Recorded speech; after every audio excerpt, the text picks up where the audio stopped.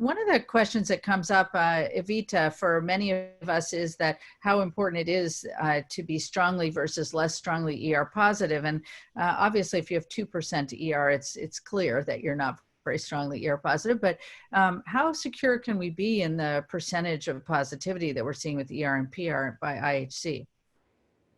Sure. So in our own practice, usually if it's a straightforward, we just report it. With borderline cases or with some situations where there is a focal area that is ER strongly positive, but everything else is negative around it, then we would communicate that to the clinicians and make sure that they understand that that is the nature of the specimen, and that it may just be a certain heterogeneity to the tumor, and sometimes you can actually kind of take a look at certain morphology and predict which area is going to be strongly positive versus the surrounding area that is going to be different. Not in all cases, but sometimes that's what happened, and you just communicate it. And we think that probably it refers to a certain clone within the tumor population. So yeah, I mean, we often have situations where a metastatic site might be ER negative, but possibly it has to do with the amount of cells that we've taken out with the biopsy or decalcifying the bone, et cetera. And I think that a lot of us will use the sort of phenotype and the clinical situation to try and decide about use of endocrine therapy. But one of the things that comes up with us, Ian, is that, you know, patients will have progression either while on an AI or less than 12 months after completion of adjuvant therapy, and they might have liver or lung mets. Do you still use endocrine therapy first in that setting with fulvestrant?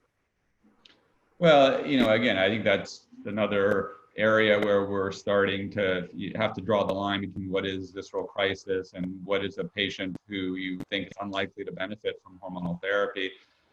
And there's multiple factors that go into that. You know, there are how much lung disease do they have? How close is it to being symptomatic?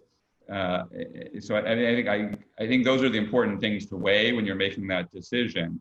A related question is when do you use fulvestrant versus using an aromatase inhibitor, again, if they didn't actually progress on the aromatase inhibitor. So I think these are all cases, these are all questions that I think depends on the specific patient in front of you, but I still, for the vast majority of cases, tend to use hormonal therapy plus a CDK4/6 inhibitor. I think that decision is so much more clear now that we have CDK4/6 inhibitors. Back when we only had hormonal therapy, endocrine therapy, monotherapy, in which response rates were relatively low, the questions were, it was more complicated. Here, when you saw the data that Adam presented with, 50% response rates, that's as good as you're likely to get with chemotherapy. So I tend to use hormonal therapy for most cases, unless they're, fairly symptomatic and I'm worried they need a, response right away.